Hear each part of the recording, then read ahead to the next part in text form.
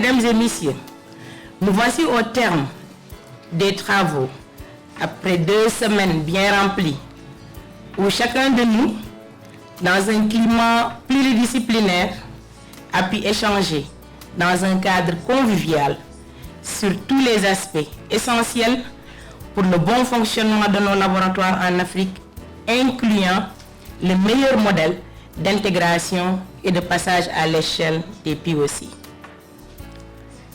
Vous conviendrez avec moi qu'entre l'appel de Dakar et maintenant, des améliorations ont certes été notées dans nos pays concernant la prise en charge pédiatrique.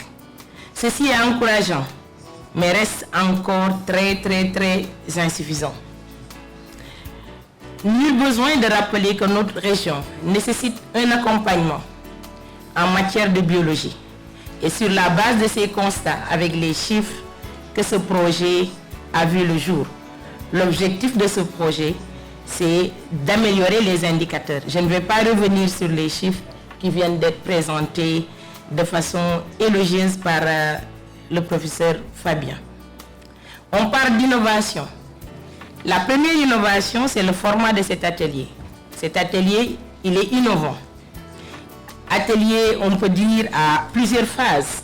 Nous avions une première phase où ce sont les programmes qui sont là et qui se sont penchés sur le système de laboratoire. Comment améliorer le système de laboratoire pour que ce système soit performant. Et ce système a été vu dans sa globalité, depuis la coordination, le niveau central, jusqu'au niveau opérationnel. Donc rien n'a été laissé au hasard. Donc là, l'objectif de cette première semaine, c'était de rassembler des responsables et des acteurs de laboratoire pour qu'ils soient non seulement informés, mais qu'ils soient outillés, comme l'a dit tout à l'heure Fabien, pour savoir quels sont les leviers sur lesquels il faudra actionner pour améliorer les systèmes de laboratoire dans nos pays en y intégrant soit l'introduction, soit le passage à l'échelle de ces POC. Ce plan d'action n'est certes final. Ce plan d'action nécessitera, une fois de retour dans vos pays respectifs, une complétude et une validation. Mais nous sommes sûrs que ce travail sera fait. C'est vous, participants. Je veux vous nommer champion de l'initiative. Donc,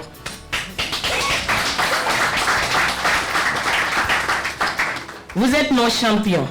Et je suis sûre que vous saurez vraiment porter le plaidoyer et également assurer le leadership nécessaire et renforcer le partenariat pour que la prise en charge pédiatrique soit vraiment améliorée dans notre contexte pour que nos indicateurs quittent le rouge vers le vert. Et je suis sûre que je ne me fais pas de doute, on y arrivera avec votre engagement. Après les participants, je veux également remercier les facilitateurs, en commençant par l'UNICEF. Et si le projet a vu le jour, c'est grâce à l'UNICEF.